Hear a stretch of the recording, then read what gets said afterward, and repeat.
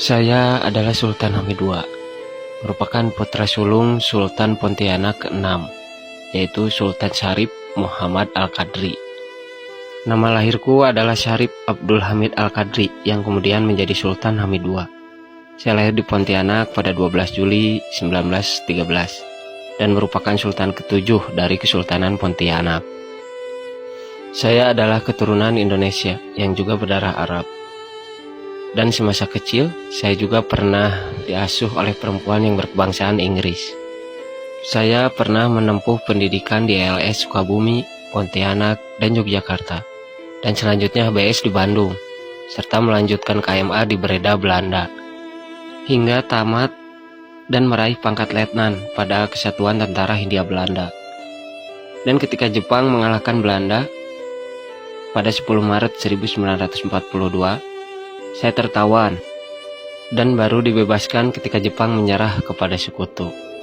Setelah itu pun saya kemudian mendapat kenaikan pangkat menjadi kolonel.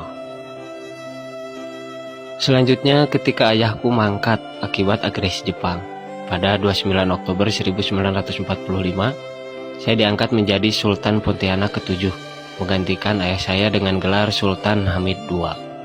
Dan setelah Indonesia merdeka, aku pun memperoleh jabatan sebagai asisten Ratu Kerajaan Belanda, sebuah pangkat tertinggi dalam kemiliteran Belanda. Dengan mendapatkan jabatan tersebut, saya selalu menjadi perwakilan Belanda dalam setiap perjanjian dengan negara Indonesia.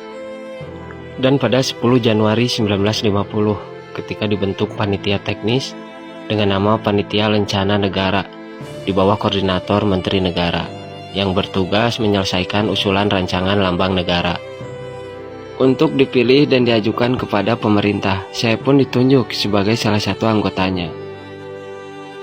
Dan untuk melaksanakan keputusan sidang kabinet tersebut, Menteri Priyono melaksanakan sayembara, sehingga terpilihlah 2 rancangan lambang negara terbaik, yaitu karya milik diriku dan karya milik Muhammad Yamin.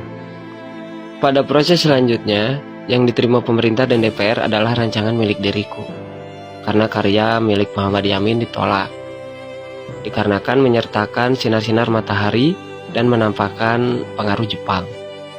Rancangan lambang negara milik diriku akhirnya diresmikan pemakaiannya dalam sidang kabinet RIS. Ketika itu gambar bentuk kepala Garuda Pancasila masih gundul dan tidak berjambul seperti sekarang. Namun beberapa waktu ke depan, tepatnya pada tanggal 5 April 1950, saya dituduh bersekongkol dengan Raymond Westerling dan operasi-operasi yang dilakukan pasukan APRA di Nusantara.